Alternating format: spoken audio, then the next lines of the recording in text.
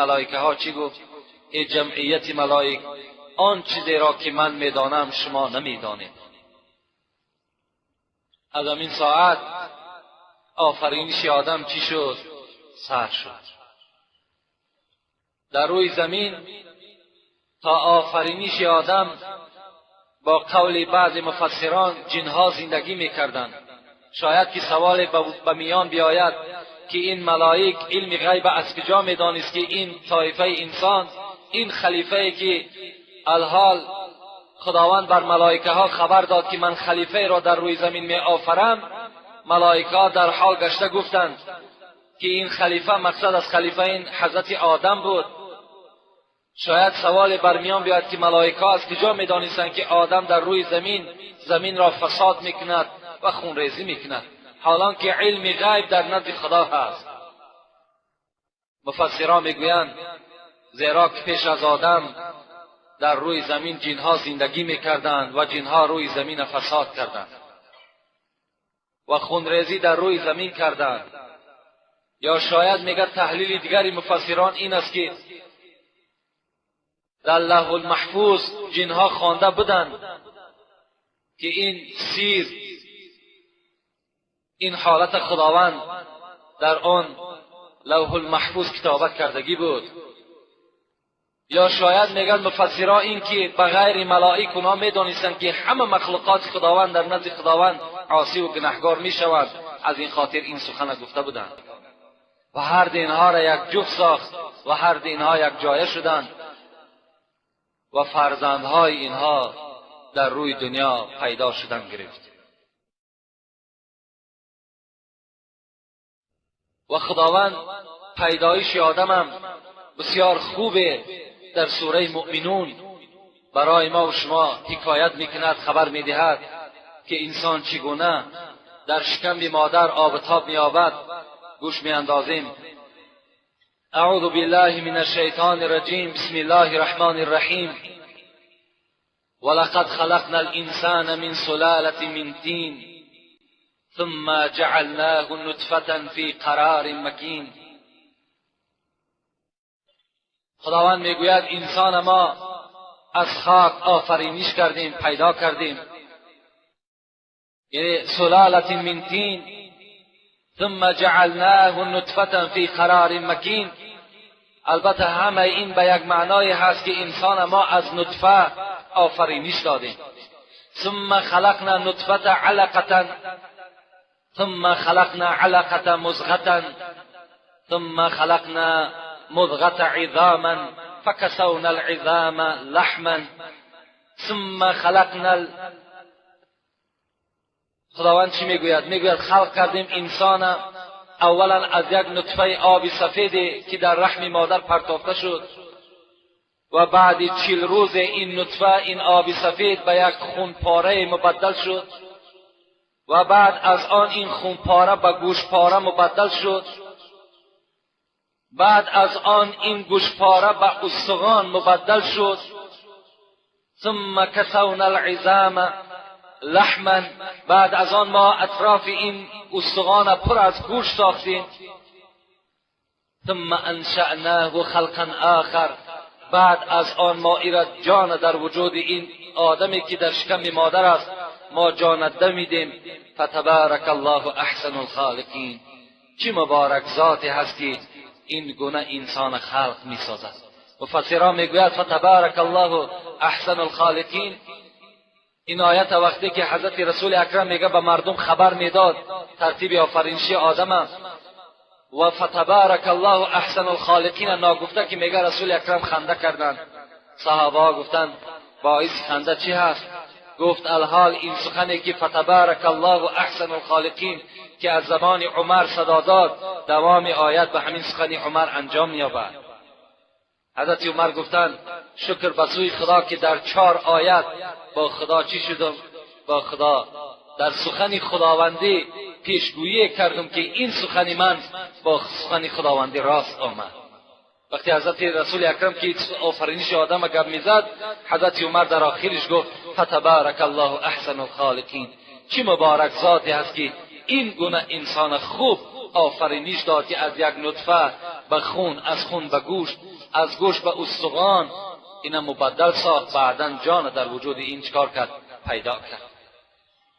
و همین پیدایش آدم، خدا رحمت و مغفرت کند سعدی بزرگوار که حضرت بسیار خوب بر ما و شما باز یک در نظم ادرارت میگوید ببین تا یک انگشت از چند و بند به صنع الهی به هم در فکن. ببین تا یک انگشت از چند و بند به صنع الهی به هم در فکن. حضرت میگوید به یک انگشت الهی نظر کنید، یک انگشتی که چگونه که شما بخواهید ملائما قد می شود، نگاه کنید که در یک انگشت چند استخوان پیوست کرد. ببین تا یک انگشت از چند بند به صنع الهی به هم در فکن. پس آشفتگی باشد و ابلهی که انگشت بر حرفی صنعش نهی. پس انسان به عقل است، میگه سعدی، پس انسان ابله است وقتی که در همین قدرت الهی چکار نمیکند؟ باور نمیکند و تسلیم نمیشود و نمیگوید که انسان از خاک است و نمیگوید که انسان نظر کن که هر یک استخوان پاره‌ای که در وجود او هست همه این از قدرت الهی است. ما و شما پیشینیان میخواندیم، یک درس‌های باطله داشتیم که انسان از میمون است، لیکن الحمدلله که امروز دروازه علم گشاده شد، حقیقت باز جای خود پیدا کرد. ما و شما فهمیدیم که انسان از میمون نبوده، بلکه انسان خدا خود در قرآن خبر میدهد این من پیدا کردم از خاک، که آفرینش حضرت آدم اولش چی بوده است؟ از خاک بوده است. تأمل کن از بحر رفتار مرد، حضرت میگوید تأمل کن از بحر رفتار مرد که چند استخوان پی زد و وصل کرد. تأمل کن از بحر رفتار مرد، وقتی انسان راه میگردد در رفتار انسان میگه نظر کن که چند استخوان پی زد و وصل کرد. ببین هر یک مشک، هر یک استخوان در حالت قدم زدن چگونه اینش پس میرود، اینش پیش میآید، کدامش در جای خودش استوار ایستادگی است، تا که آدم با یک خوب با یک قدم‌های مستحکمی خواه میدود، خواه مینشیند، خواه راه میگردد، همه اینها را خداوند چکار کرد؟ جا بجا کرد که به گردش کعب زانوی و پای نشاید قدم برزدن ز جای. حضرت میگه اگر همین استخوان‌هایی که ملایما قد نمی‌شدند، اگر این استخوان‌هایی که در پای انسان خداوند گذاشتگی است، اگر اینها یعنی یک حرکتی نمی‌داشتند، انسان از جاش قدم زدن نمی‌توانست. از آن سجده بر آدمی سخت نیست که در صلب او مهره یک لخت نیست. حضرت میگوید این سجده که شما بر خداوند میکنید که میان خود خم میکنید در رکوع، از آن سجده بر آدمی سخت نیست. برای تو سجده کردن هیچ مشکلاتی ندارد. برای چی؟ که در صلب تو مهره یک لخت نیست، زیرا که اون ستون مهره‌ای که خدا برای تو آفرینش کرده است او یک لخت نیست، او یک ستونی راست نیست. 200 مهره بر یکدیگر ساخته است که گل مهره چون تو پرداخته است. حضرت میگوید 200 مهره بر یکدیگر ساخته است. این مهره های ستون مهره را نظر کن که هر کدام این با یکدیگر چگونه یک پیوستی خوبی میشوند و چون گل مهره چون تو پرداخته است، مثل یک گل یک منظره خوبی دارد و هر کدام اون چی میشود؟ خم راست میشود تا انسان خدای خود را سجده کند، تا انسان چکار کند؟ از پی کار و معیشت زندگیش به آسانی از عهده اینها برآید. رگت بر تنت ای پسندیده خوی، زمین در او 360 جوی. حضرت سعدی میگوید یک بر نظر اندام نظر کن، تو به منزله یک زمینی هستی، به منزله یک زمینی هستی که 360 جوی، 360 رگ پیوند در وجود تو حرکت میکنند. رگت بر تنت ای پسندیده خوی، زمین در او 360 جوی. آفرین، هزارها حمد به جانب او ذاتی که اگر انسان آفرینیش نظر بکنی، هر یک اعضای او به خدا قسم ما و شما را در حیرت میآورد. چگونه یک آفرینش زیبای در وجود انسان خداوند پیدا کرده است. از این خاطر خداوند بر ما و شما خبر میدهد ولقد کرمنا بنی آدم و حملناهم فی البر والبحر و فضلناهم علی کثیر مما خلقنا تفضیلا. به تحقیق من فرزند آدم نسبت همه مخلوقاتی که در روی دنیا دارم از همه اونها دیده مکرمتر ساختم، عزیزش ساختم. ولقد کرمنا بنی آدم، یعنی خداوند مخلوقهای زیادی دارد.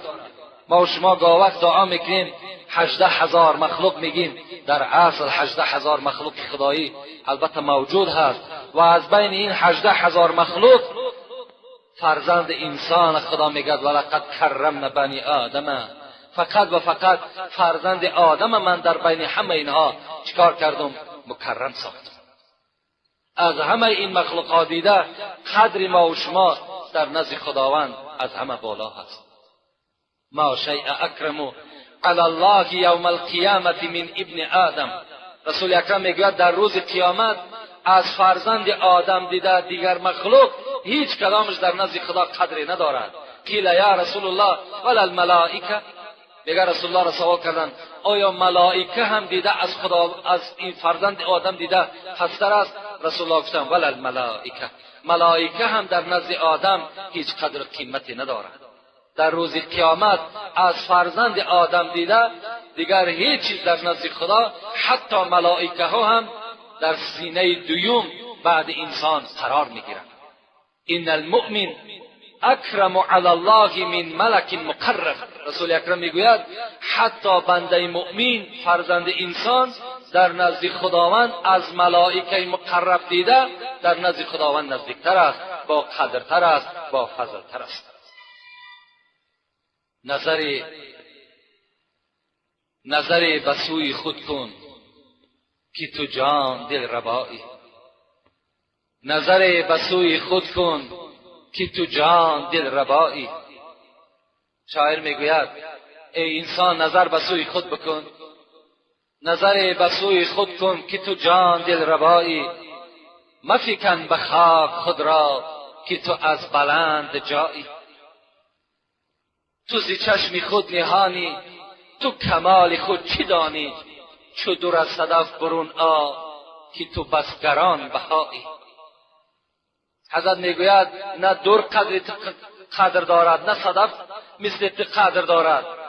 تو بسیار یک گران بهایی، تو بسیار یک قیمتی بلندی داری، تو بسیار یک فضیلت خیلی بلندی داری، اگر تو به شرطی که با قدر خودت به این منزلت خودت برسی. در تفسیر قرطبی یک حکایه میارد که در دوره‌های خلیفه منصور عیسی موسوی گفته که شخص زندگی میکرده است. این همون خلیفه منصوری هست که ابو حنیفه از دست این کشته شد. در زمانهای همین منصور همین خلیفه بیرحم اگرچند که مسلمان بود لیکن ابو حنیفه را مجبور کرد و بر او زهر دادند و حضرت به خوردن همون زهر از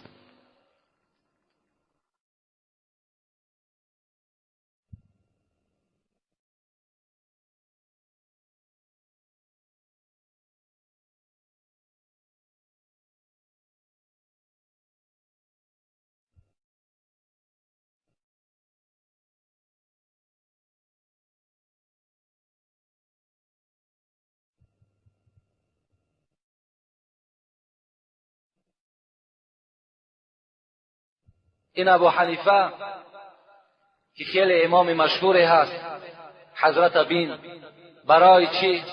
برای آنه که حضرت پیشنهاد کردند منصور که تو قاضی میشوی. حضرت ابو حنیفه قاضیگی را قبول نکردند. قاضیگی را قبول نکردند، زندانش کردند. 4 سال میگه در زندان بود. 4 سال عذابها کشیدند. هر روز میگه در پشت مبارک چند دره میزدند تا که تو چکار کنی؟ تا که تو همین قاضیگی را قبول کنی. لیکن حضرت قبول نکردند. در آخر از دست همین منصور مجبوران چکار کردند؟ یک قدح زهر داده شد و از دنیا گذشت. در دوره همین منصور عیسی موسوی گفتگی میگه در تفسیر قرطبی میگذرد که یک مرد میگه به سوی زن خود گفت اگر تو از ماه دیده زیبا نباشی تو بر من طلاق. وقتی این سخن میگد گفت،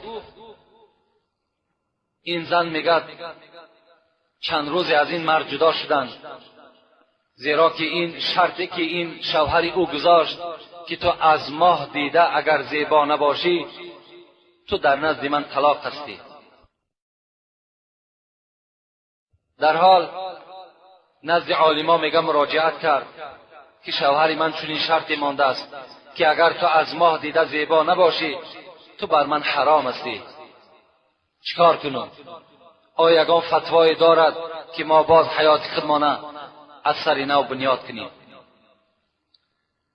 نزد میگد منصور همه علما جمع شدند و در تحلیل همین مسئله میگد همگی در فکر رفتند و یکی از اینها میگد، یکی از این علما میگه از جای خود خیست و گفت خداوند در قرآن میفرماید اعوذ بالله من الشیطان الرجیم لقد خلقنا الانسان فی احسن تقویم صدق الله العظیم. ما انسان در بهترین صورت خلق کردیم. از ماه دیده، از آفتاب دیده فرزند انسان زیباتر است. از این خاطر این شوهری که الحال این شرط بر تو مانده است، این شرط بیکار است. تو از ماه هم دیده زیباتر هستی، از آفتاب هم دیده زیباتر هستی. رفته بی نکاح با شوهری خود چکار کن؟ زندگی کن. یعنی البته این آیات هم دلالت بر این میکند که انسان البته زیبا هست، انسان با قدر هست، با فضل هست، لکن باز ناگفته نماند که در دوام همین آیت خداوند بر ما و شما چی میگوید؟ ثم رددناه اسفل السافلین صدق الله العظیم. همین فرزند انسانی که از همه مخلوقات دیده زیباتر است، با قدرتر است، مکرمتر است، همین در پسترین دوزخ با جاش میکنم. همین فرزند انسانی که این قدر منزلت دارد، این قدر قدر دارد، در پسترین سطح دوزخ باز همین فرزند آدم چکار میکند؟ جایگیر میشود. به سبب چی؟ به سبب آن است که خداوند بر ما و شما میگوید ان عرضنا الامانة علی السماوات والارض والجبال فابین ان یحملناها واشفقن منها وحملها الانسان انه کان ظلوما جهولا صدق الله العظیم. خدا چی میگوید؟ میگوید به درستی این که ما یک امانت داشتیم که این امانت بر آسمان پیشنهاد کردیم، بر زمین پیشنهاد کردیم، لکن زمین آسمان به این بزرگی رد کردن، قبول نکردن، این امانت قبول نکردن. وقتی که به فرزند آدم این امانت ما پیشنهاد کردیم، در حال فرزند آدم این امانت قبول کرد. این امانت چی است؟ این امانت خداوند میگوید این احسنت جوزیت و این اسأت عوقبت. اگر شما به عبادت خدا بپردازین شما مکافاتی نیک میگیرین، اگر از عبادت خدا سرکشی کنین شما چی هستین؟ شما در نزد خدا مکافاتی بد میگیرین. این همان امانتی هست که اگر ما و شما همین عبادتهایی که الحال ما و شما انجام میدیم همون امانت است که خداوند به حضرت آدم پیشنهادش کرد. حضرت آدم اینو قبول ساخت. اگر ما و شما امروز همین امانت خیانت کنیم، بر همین امانت اگر ما و شما اینا پسی سر بگذاریم، همون آیتی که خداوند میگوید فرزند آدم در پسترین دوزخ جا میکنم، البته شایسته همون پسترین دوزخ همون بنده ای که از عبادت خدا رو میگرداند سزاوار میگردد. بهاییم بروی اندر افتاده خار، تو همچون الیف بر قدمها سوار. بزرگی انسان بین. بهاییم بسر اندر افتاده خار، تو همچون الیف بر قدمها سوار. حیوان میگه نظر کن سعدی که چگونه میگه خدا آفرینش کرده است که سری او دائم بیچاره به سوی پایان خار است، لیکن انسان بین میگه که در بالای قدمهای خود سوار است. نگون کرده ایشان از بحر خور، تو آری بعیزت خوریش پیشی سر. بین حیوان بین میگد برای خوردن سری خود بر زمین پایان میکند، نزد مثال طعام میرود، لکن چی است؟ تو آری بعیزت خوریش پیشی سر، تو باشی طعام پیشی سر میاری و نزدی لبها و دهان خودت میاری، نه مثل حیوان سر پس کرده و تو از پی طعام شوی. نزیبد تو را با چنین سروری که سر جز به طاعت فرود آوری. خدا اینقدر زیبندگی و اینقدر فضیلتی که بر تو داده است، و زمین این اگر تو از عبادت خدا که رو بگردانی، از تو دیده دیگر بی‌زیبترین، از تو دیده بی انصافترین دیگر مخلوق سعدی میگد موجود نیست دیگر. ولیکن بدین صورتی دلپذیر، فریبا مباش سیرتی خوب گیر. حضرت میگوید این بر تو کرده است، تو بر این فریبا مشو، تو بر این چکار نکن، تو بر این فریفته نشو، بلکه سیرتی خوب گیر، بلکه تو راهی حق بشناس، تو برای حق چکار کن؟ قدم بزن. راهی راست بایدت نه بالای راه، که کافر هم از روی صورت شماست. البته راه راست برای خودت انتخاب کن، راه عبادت برای خودت انتخاب کن، راه خداشناسی را برای خودت انتخاب کن. در این صورت چه است؟ تو بنده همون بنده که الحال از آیات ها مکرم بدن او را شنیدی، تو از اون طایفه هستی. و الا اگر تو به قدر خود نرسی، به این منزلت خود که نرسی، کافر هم از روی صورت شماست. انسانی کافر هم مثل ما و شما هست، اونم مثل ما و شما جسد دارد.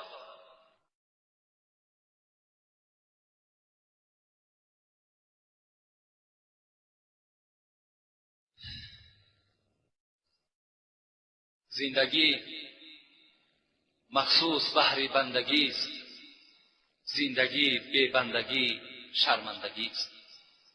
البته زندگی که خدا بر ما و شما داده است، این فضیلت و این عنوان انسانی که خدا بر ما و شما داده است، اینا همش از برای عبادت هستند. همه این برای عبادت همان ذات یگانه هست. مگر آدمی نبودی که اسیر دیو ماندی، که فرشته راه ندارد به مکان آدمیت. حضرت سعدی میگوید آیا تو همون آدمی نیستی؟ و تو چی شد که تو اسیر دیو ماندی؟ تو فریفته شیطان شدی، تو پیرو شیطان شدی. مگر آدمی نبودی که اسیر دیو ماندی، که فرشته راه ندارد به مکان آدمیت. اون مکانی را که حضرت آدم، اون مکانی را که رسول اکرم طی کرد و برآمد شب معراج، که جبرائیل از او پس ماند، حضرت به اونجا رفته نتانست. جای ده حضرت جای ده انسان رفتگی است، جای ده آدمیت رفتگی هست که فرشته میگه چکار نکرد؟ رفته نتانست. طیران مرغ دیدی تو زیبای بند شهوت بدرآی، تا ببینی طیران آدمی. حضرت سعدی میگوید تو پرواز مرغ دیدی، پرواز پرنده را در آسمان دیدی و همان دلی تو را برد. آیا اگر تو هم از پایبند شهوت بدرآی، یعنی تو هم که اگر از راههای شیطانی را برای خودت محدود اگر بسازی، تو هم مثل همان پرنده در آسمان پرواز کرده میتونی.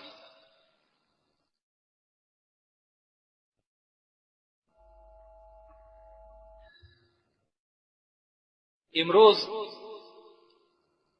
ما و شما انسانیت، یعنی با یک شکل، با یک چهره‌های زیبا، با یک لباسهای زیبا باید که البته تصور نکنیم، بلکه زیبا و مکرم و معظم در نزد خدا همان کسی هست که او عبادت دارد، در وجود او چه است؟ ترس خدا موجود است و از خدا میترسد. اون انسان چه است؟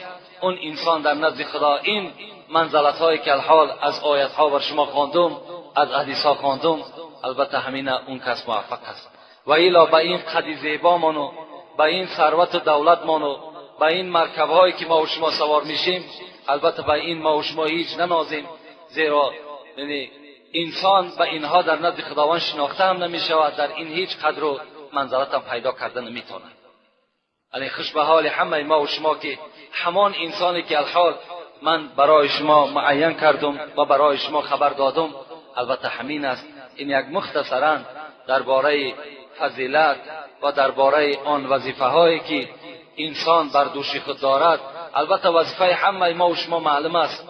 وظیفه ما و شما الحال همین نماز جمعه که شما آمدین یا نمازهای با جماعتی که شما انجام میدین یا اینکه روزهای ماه رمضانی که شما میدارین، همه این وظیفه هر کدام ما و شما هست. همین اگر ما و شما انجام دادیم انشاءالله در نزد خدا ما و شما همان معظم و همان مکرمی که خدا خبر داده است ما و شما صاحب میشیم. الحال اینجا یک چند سوال هاست و چند سوال های دیگر هم در خانه بود، فراموش کردیم بیاریم جواب اونها را بر شما برسانیم. انشاءالله جواب اینها را الحال برای شما میرسانیم. و یک خواهرم از ما التماس کردن الحال که درباره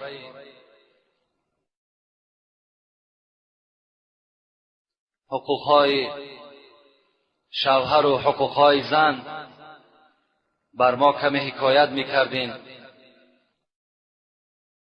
یا یک موضوع خاصه برای ما آماده میکردین.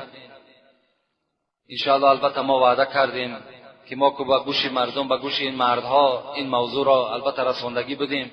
لیکن الحمدلله که امروز در اطراف ما و شما که مادرها جمع میشوند، هیچ کدام شما در هیچ معرکه اگر شما را سوالم که کنند آیا زنها در مسجد رفته نماز جمعه میخوانند، هیچ کدام شما دو دیلگی و هیچ کدام شما یگان در دلتان یگان غم و اندوه پیدا نکنین، بلکه هزارها بار شکر کنین.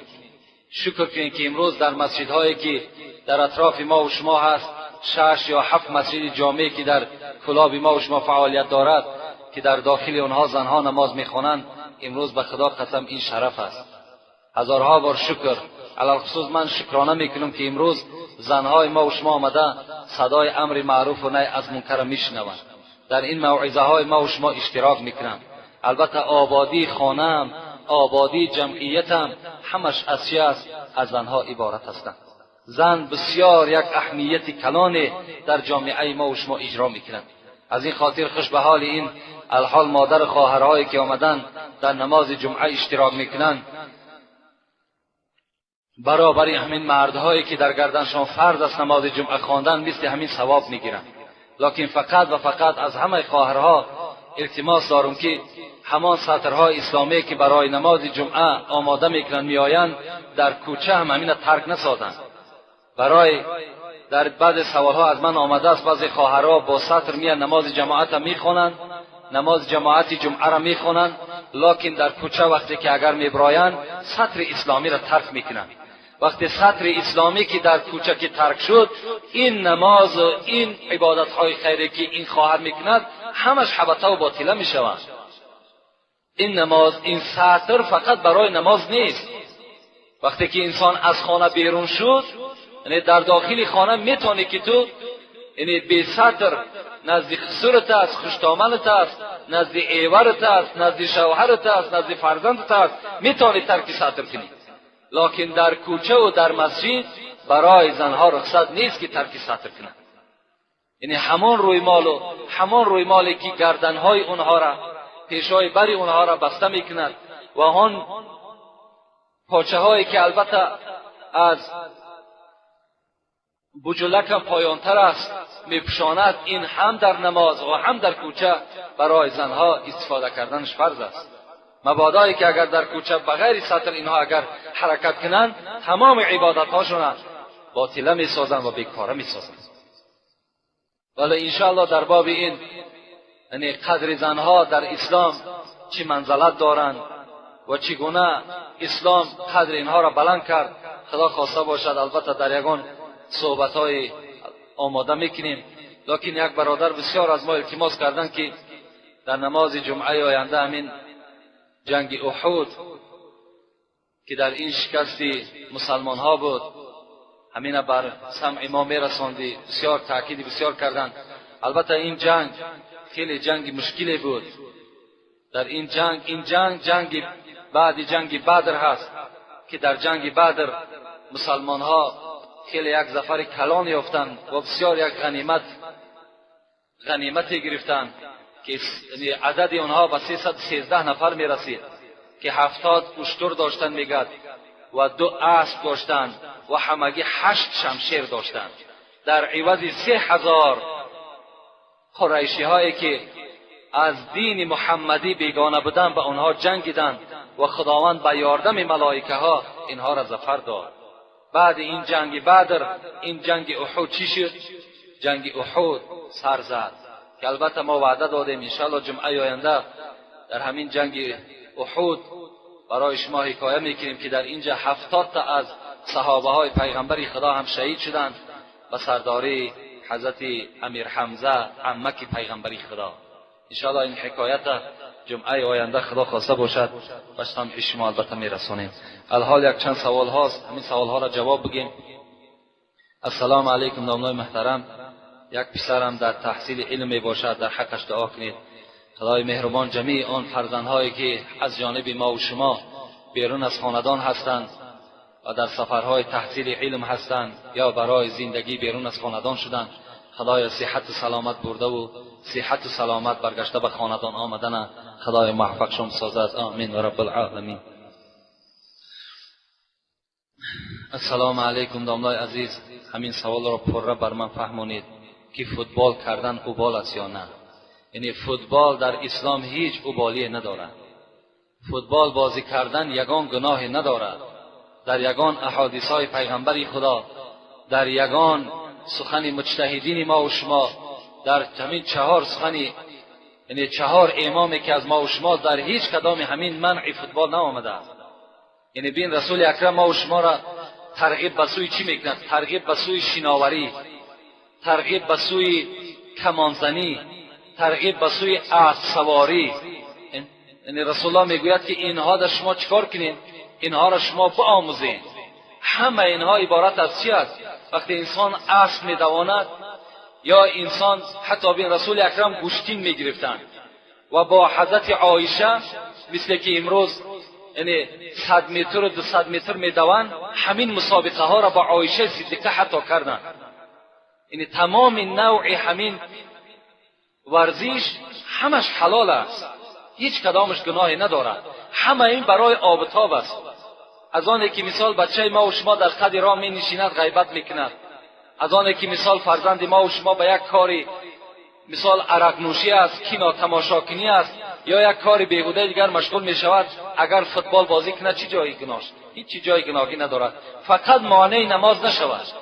اگر کدام نوع بازی که اگر در ما و شما مانع نماز شد و البته حرام است، کدام نوعش، خواه گوشتین باشد، خواه اسدوانی باشد، خواه شناوری باشد، اگرچه کردنشان سنت است لیکن مانع نماز که شد حرام می شود. برای همین وقتی نماز است، وقتی ورزش است، مرحمت هیچی عبالی ندارد. اونه که میگویند سر امام حسن امام حسین است دیگر است، اینا هیچ اساسی ندارند. امام حسین وقتی که قتل کردن سر او را هیچ کس به پای خود زدگی نیست. حتی میزدم این دلیل نمیشد که فوتبال حرام است. او کافر است، زدن میگیرد سر او را، پای او را، جسد او را. اینا معنای او را ندارد که فوتبال ناجایز می شود. و توپ به کله امام حسین چکار دارد؟ السلام علیکم دامنای عزیز، بعد سلام و شما یک سوال دارم. همین سوال را پره بر من فهمونید که من خفتن را خواندم، در جای درودا قل هو الله را خواندم، همین نماز من قبول شد یا نه؟ البته قبول می شود. اگر انسانی که در جای درودها قل هو الله را هم که خواند، اون نماز قبول می شود. نماز قبول می شود. در نماز او هیچ سهو و خطا هم پیدا نمی شود.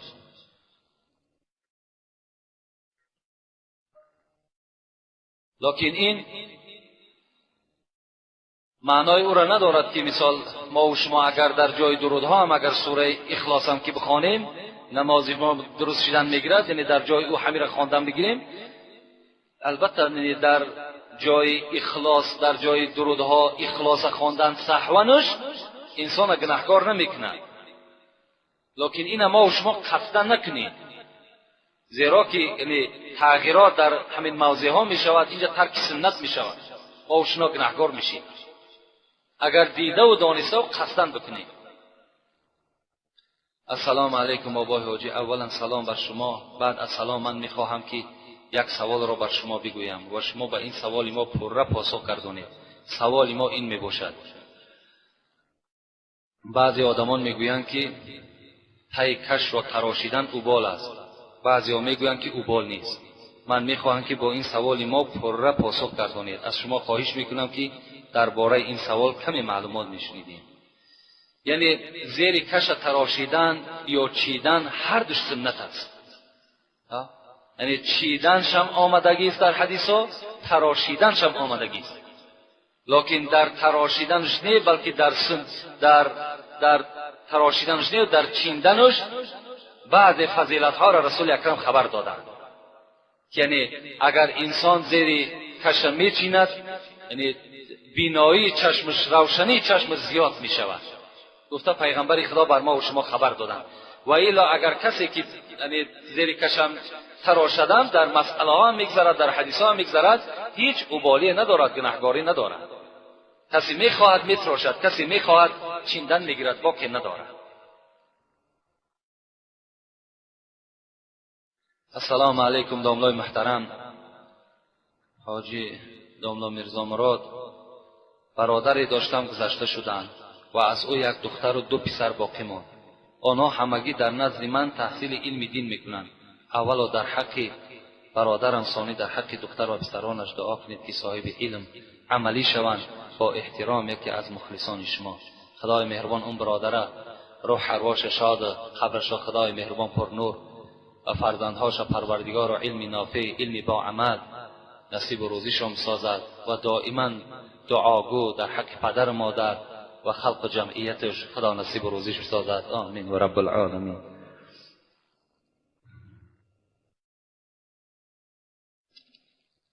السلام علیکم داملای شیرین سخن. من از شما خواهش دارم با همین سوال من جواب بده. در مسجد ما در نماز خفتن امام نبود. ما 10-12 نفر بودیم. یگان کس پیش ندر آمد نماز بخوانیم. ما در بین ما یک طالب علم بود. ما با وی گفتیم خیز نماز را بخوان. گفت هر کس خودش طاقه بخواند. پیش در آمدنی کاری آسان نیست. نماز را هر کداممون طاقه خواندیم. یک خیل نماز را میخوانیم. نماز خواندگی ما جایز است یا نه؟ یعنی مقصدش یعنی در نمازی با جماعتی که در مسجد جمع شدن، یک طالب علم هم در بینشان بوده است، لکن وقتی که پیش گذراندن طالب علم به عهده نگرفت است که امامتی کاری آسان نیست، بلکه هر کی یعنی تنها نماز بخواند، البته همون طالب علم در این معرکه گناهکار است. زیرا که نماز با جماعت این با آیات‌های قرآنی و با احادیث‌های صحیح پیغمبر خدا چقدر تأکیدات سختی در نماز با جماعت آمدگی هست. وقتی طالب علم که اگر فتوا میدهد که هر که تنها بگذارد، پس مثال از مردم عامی دیگر ما چی جای طلب کنیم؟ وقتی طالب علم که شدی، یعنی بین در بین جماعت اگر همه نادان باشد، یکی از همون نادانها میتواند که پیش درآید. برای همون اهل جماعت کسی که بهترشون باشد، یعنی نماز همش به سبب همون امام شد درست میشه. این که طالب علم بود افضل بود، باید که نماز جماعت ترک نمیکرد. یعنی مادامی که خود ترک کرده است و دیگرها را البته باز دلالت کرده است، در اینجا چی میشود؟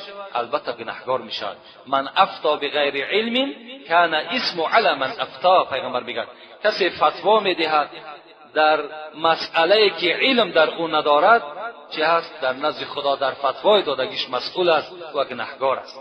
در هر جا که اگر 2 نفر که باشه نماز جماعت برپا کنید، حالا که مثال 3 نفر و 4 نفر و تا 12 نفر جمع شد، نماز جماعت شما ترک نکنید. این رسول اکرم میگوید کسی که اگر با خوبترین وجه طهارت میکند، بعد آمده از پس امام نماز با جماعت میخواند، فقط استحق رحمت الباری، اون که در رحمت خداوندی چی شد؟ غرق شد و رحمت خداوندی بالای سر اونها میبارد. این نماز جماعت اینقدر فضیلت و اینقدر افضلیت های خیلی زیادی دارد.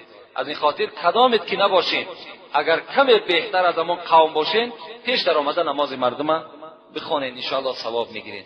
و آخر دعوانا ان الحمد لله رب العالمین. پروردگارا از ثواب و فضیلت های این نماز جمعه که الحال بندگانت انجام میدهند، همه اینها را خدای برخوردار بسازی و مراد و مطلوب و مقصودهایی که در دل دارند خدای با فضل کرم خود برآورده خیر بسازی. و خواهر و مادرهایی که الحال در این نمازهای ما و شما اشتراک دارند، اینها را پروردگار مهربان همه گیر عمر دراز وقتی سفید نصیب و روزیشان بسازی. جمیع آن ثواب، آن مکافات هایی که در نماز جمعه هست، در مسجد هست، خدای بر این مادر و خواهرای ما و شما نصیب روزی بسازد. اللهم اعین علی ذکرک و شکرک و حسن عبادتک برحمتک یا ارحم الراحمین. حتی سلامت بدنهای ما را نگه بدار. خدای مهربان تا دم آخر شنوایی ما را از ما جدا نساز.